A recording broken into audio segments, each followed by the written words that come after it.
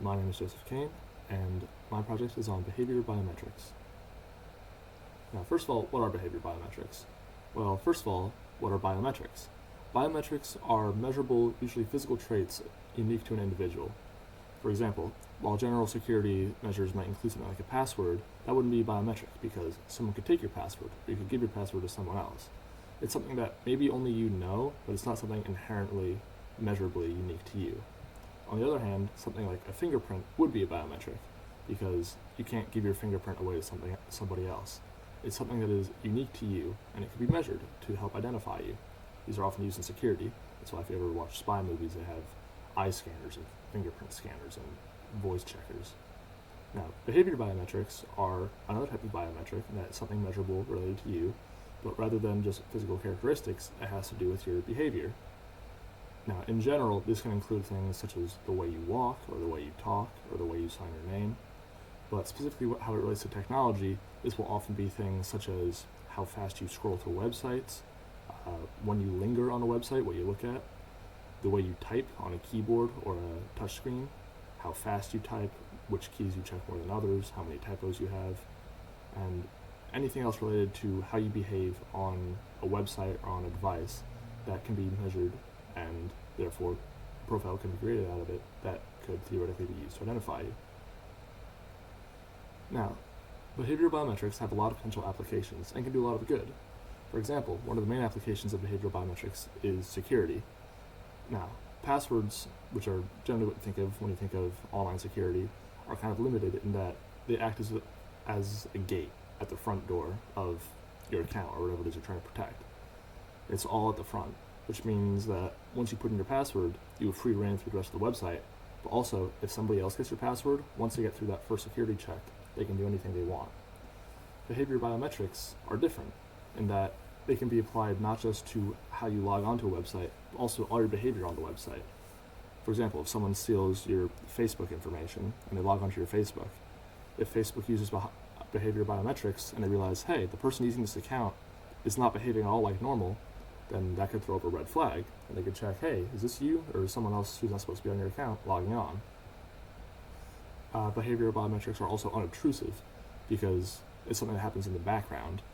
All you need to do is just use your website or use whatever you're using, and everything back checks what you're doing, checks, hey, are you scrolling normally, are you typing normally, but you don't need to actively put in any passwords or remember any security questions. And finally, just like any kind of biometric, behavioral biometrics are more secure and unique to the individual. Someone could steal your password, but no one could ever steal the way you scroll through a website, for example. However, behavioral biometrics also come with a lot of cons. One of the biggest ones is reliability.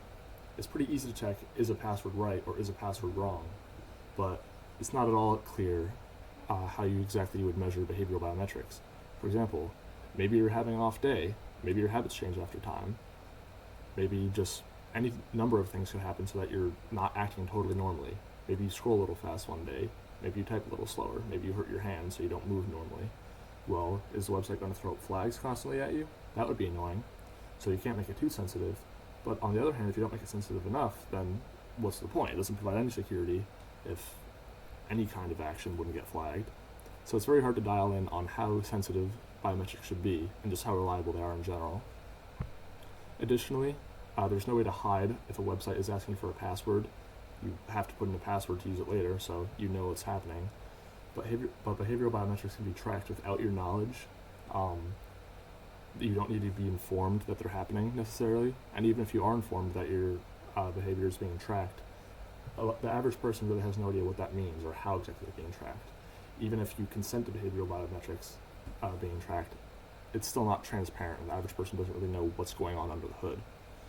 And finally, behavioral biometrics, just like any kind of data tracking, can be seen as a violation of privacy, especially if they're collected without consent. And arguably it's worse than normal data mining, because if you go to a website, whether you like it or not, you can't exactly be surprised if someone knows that you visited the website, but you can be surprised if someone knows how you scrolled on the website. It goes beyond the screen and into who you are.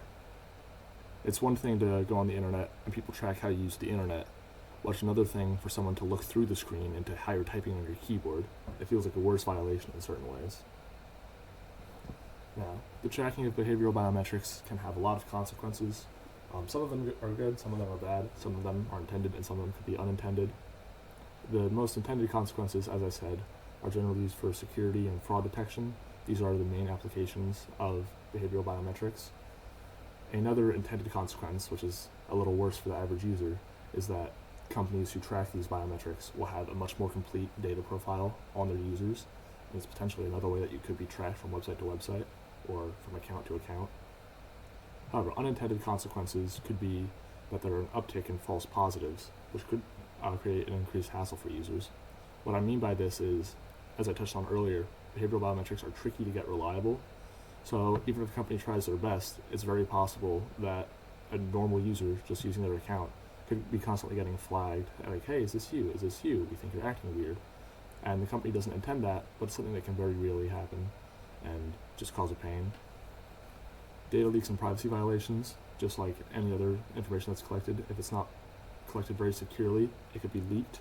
And as mentioned earlier, there's a lot of very private information that goes into how you interact with websites and devices.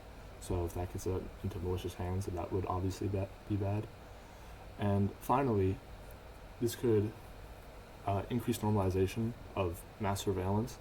For example, generations above me generally still beat the drum about how websites collect their information about what websites they visit. And while I agree with this intellectually, I know a lot of people of my generation don't care as much because we were just raised knowing that websites collect your information. It's what they do. So with every bit of surveillance that enters society, surveillance becomes a little more normalized in itself. And what if one day people stop caring that your behavior is being tracked, your habits are being tracked, your behavior is being tracked, what's going to be tracked next? It's just one more step down the slippery slope. As for how behavioral biometrics will be used in the future, as I've mentioned a couple of times now, the main application would be security. Specifically, it will probably be used in a layered method, and that passwords will still probably be used because they're a little more objective, a little more secure in the sense that there's no question about it whether or not you have the correct password. But layered security would be something that, like using a password, and then after you get past that main gate, behavioral biometrics still double check. It's just a little extra insurance to know that maybe someone stole your password, but if they did, they still need to get through the laser room.